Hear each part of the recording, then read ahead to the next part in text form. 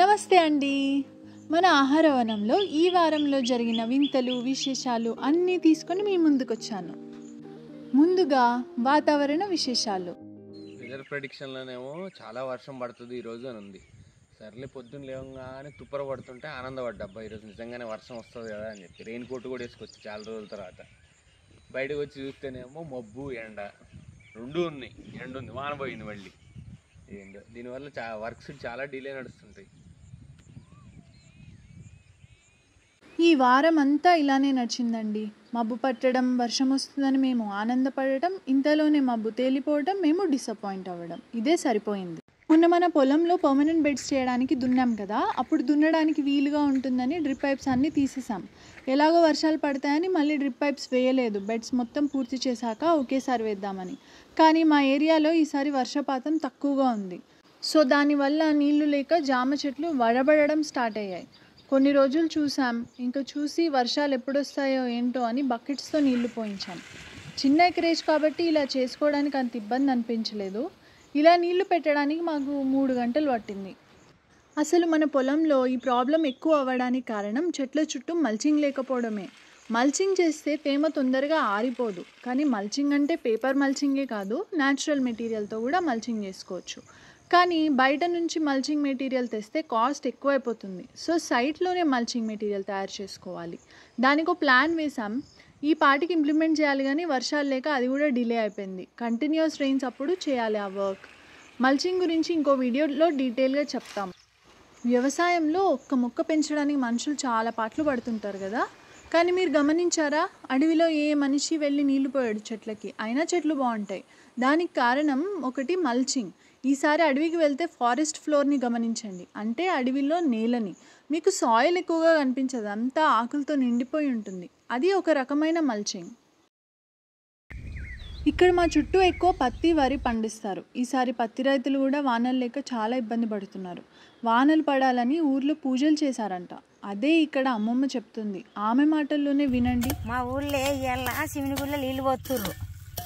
మా ఊళ్ళో ఇవాళ బతుకమ్మలు ఆడుతుర్రు. మా గొల్లపెల్లి అందరు ఇంటికాడనే ఉన్నారు.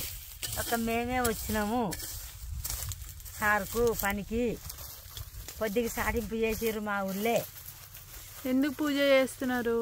వాన కొడతలేదు అని చేస్తుండ్రు. వాన కొడతలేదు, కాలం పోయింది, దేవుడు సప్పుడే కూకున్నాడు.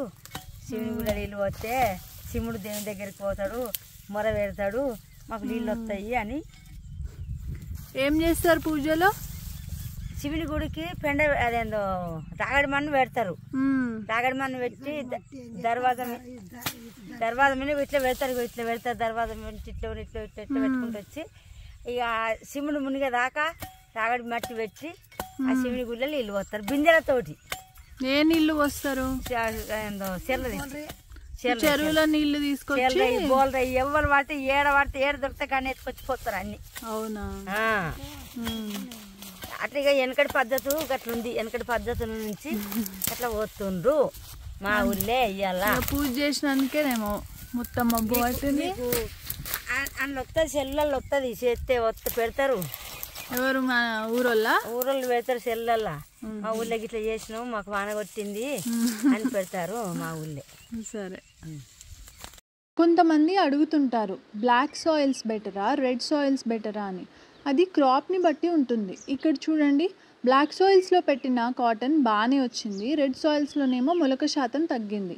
బ్లాక్ సాయిల్లో వాటర్ రిటెన్షన్ ఎక్కువ ఉంటుంది కాబట్టి, అంటే తేమ శాతం ఎక్కువ ఉంటుంది.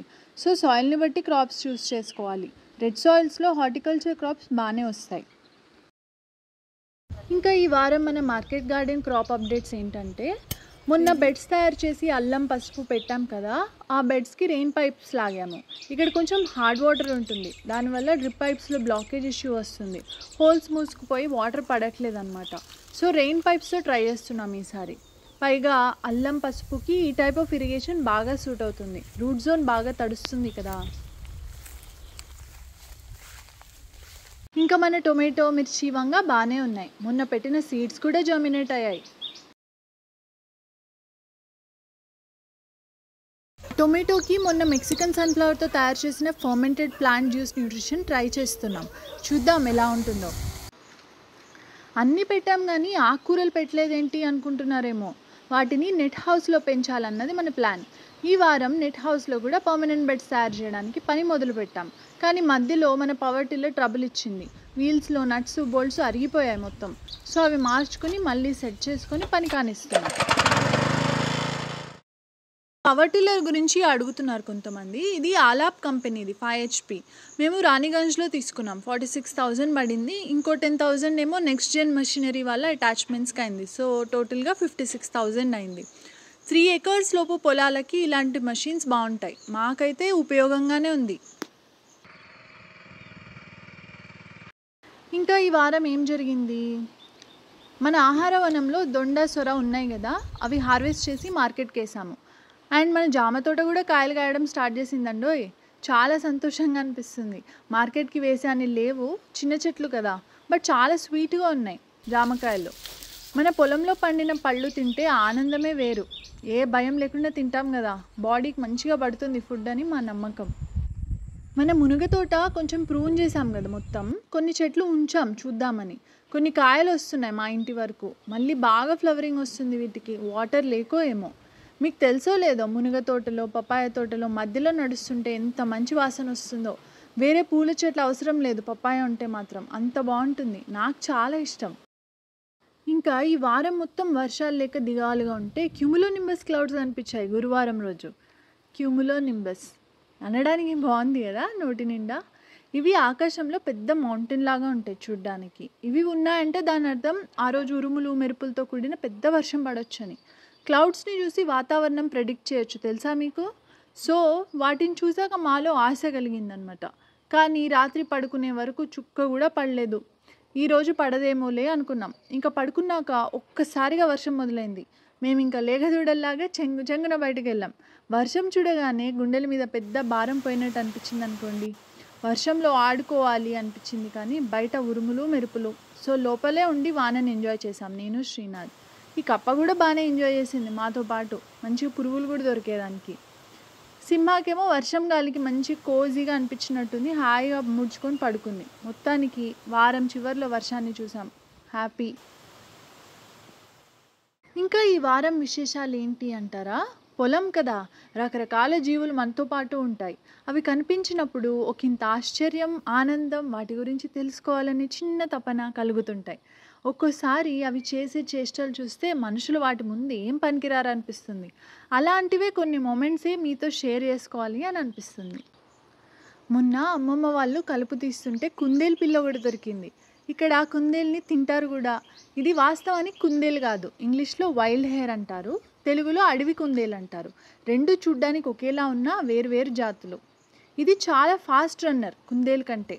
దీని కాళ్ళు, బాడీ చాలా స్ట్రాంగ్గా ఉంటాయి. హుసేన్ బోల్ట్లా పరిగెడుతుంది మనకు కనిపించకుండా. వీటి చెవులు కూడా పొడుగ్గా ఉంటాయి కుందేలు చెవుల కంటే. ఇంకా దాంతో కాసేపు ఆడుకొని మేము వదిలిపెట్టేసాం. చూడండి క్షణంలో మాయమైపోయింది. కాలీఫ్లవర్ తోట వేసినప్పుడు వచ్చి టేస్ట్ చేసి పోయేవి ఇవి. అప్పుడు దొరకలేదు, భలే అనిపించింది ఇప్పుడు పట్టుకొని దగ్గర నుండి చూస్తుంటే. ఎంత అందంగా ఉన్నాయో కదా దీని కళ్ళు. ఇంకా ఇది వర్షాకాలం కదా, అంటే సీతాకోక చిలుకల సీజన్. ఎందుకంటే వానాకాలమే వాటికి బ్రీడింగ్ సీజన్. మరి వాటికి ఫుడ్ బాగా దొరుకుతుంది కదా ఇప్పుడు. చాలా ఫ్లవర్స్ ఉంటాయి. అలాగే వాటి పిల్లలకి, అదే క్యాటర్పిల్లర్స్కి ఇష్టమైన చెట్లు కూడా బాగా వస్తాయి. ఇంటి ముందు మొత్తం ఇవే హడావిడిగా తిరుగుతున్నాయి. భలే అనిపిస్తుంది చూడ్డానికి. ఇక్కడ చూడండి బటర్ఫ్లైస్ మీటింగ్ పెట్టుకున్నాయి. ఒక దాని టెరిటరీలోకి ఇంకోటి వచ్చిందంట, అదే పంచాయతీ కాదు. నిజానికి ఈ బిహేవియర్ని పడ్లింగ్ అంటారు. అవి ఇలా కూర్చొని సాయిల్ నుంచి వాటర్ని, న్యూట్రియంట్స్ని తీసుకుంటాయి. ఎక్కువగా మగవే ఇలా చేస్తాయి. మేటింగ్ అప్పుడు అవి ఫీమేల్కి న్యూట్రియంట్స్ని పాస్ చేస్తాయంట ఎగ్స్ బాగుండడానికి. బటర్ఫ్లైస్లో నాన్న ప్రేమ ఇలానే ఉంటుందేమో. ఎన్ని పూల చెట్లున్నా ట్రైడాక్స్ డేసీ మాత్రం వీటి ఫేవరెట్. మేము బటర్ఫ్లైస్ కోసమనే ఒక ఫ్లవర్ గార్డెన్ తయారు చేస్తున్నాం. అందులో జొన్న మొలిచింది. మనం తినేది కాదు, సరే ఎలా ఉంటుందో చూద్దామని మేము అలానే ఉంచేసాం. వాటి కోసం రోజు బర్డ్స్ వస్తున్నాయి. ఇవి చూడండి రామచిలుకలు, అందరికీ తెలిసిందే, పరిచయం అవసరం లేదు. ప్యారెట్ స్పెషాలిటీ ఏంటో తెలుసా? దీనికి 3 కాళ్ళు ఉంటాయి. 3వ కాలు ఏంటా అనుకుంటున్నారా? దాని ముక్కు. దాని ముక్కు ఇలా వంచి ఉంటుంది కదా, అది తినడానికే కాదు పైకి ఎక్కడానికి దిగడానికి కూడా వాడుతుంది. అలా వాడే బర్డ్ ఇదేనంట. చూడండి ఇది ఎలా తెలివిగా ఆకులను వంచి కాలు కింద పెట్టి సపోర్ట్ తీసుకుంటుందో. నాకైతే భలే ముచ్చటేసింది చూస్తుంటే. ఇవేమో స్కేలీ బ్రెస్టెడ్ మునియాస్. ఇవి కూడా జొన్నలు తినడానికి బాగానే వస్తున్నాయి. ఇవి గుంపులుగానే తిరుగుతుంటాయి. మనం మిల్లెట్స్ లాంటి పంట వేస్తే ఇవి కూడా బాగానే డ్యామేజ్ చేస్తాయి. కానీ ఏదేమైనా నేచర్లో బ్యాలెన్స్ పోయినప్పుడు అవి మాత్రం ఆహారం కోసం ఎటుపోతాయి చెప్పండి. సో వీటిని దృష్టిలో పెట్టుకొని కూడా మనం ఒక్కోసారి పంటల్ని తెలివిగా వేసుకోవాలి. ఇంకా ఈ వారంలో లాస్ట్ హైలైట్ ప్రేయింగ్ మ్యాంటిస్. చాలా మంచి హంటర్స్ అని వీటికి పేరు. ఎందుకో తెలుసా? వీటికి చాలా ఓపిక ఎక్కువ అంట. వీటికి స్పెషాలిటీ ఉంది ఒకటి, అది తెలిస్తే వామ్మో అనుకుంటారు. అదే సెక్షువల్ క్యానిబలిజం. అంటే వీటిల్లో కొన్ని స్పీషీస్లో మేటింగ్ తర్వాత ఆడది మగదాన్ని చంపేస్తుంది గుడ్లకి న్యూట్రియంట్స్ కోసం. ఇది ఒక రిప్రొడక్టివ్ స్ట్రాటజీ అన్నమాట. దీనివల్ల స్ట్రాంగర్ మేల్స్ తయారవుతుంటాయి. ప్రకృతిలో చాలా చిత్ర విచిత్రాలు జరుగుతుంటాయి. అదండి ఇంకా ఈ వారం సంగతులు ఇవే. మీరు ఈ వీడియో ఎంజాయ్ చేస్తే ఫ్రెండ్స్కి ఫ్యామిలీకి షేర్ చేయండి. వాళ్ళు కొత్త విషయాలు ఏమైనా నేర్చుకుంటారు. ఓకేనా? వచ్చే వారం మళ్ళీ కలుద్దాం. Bye bye.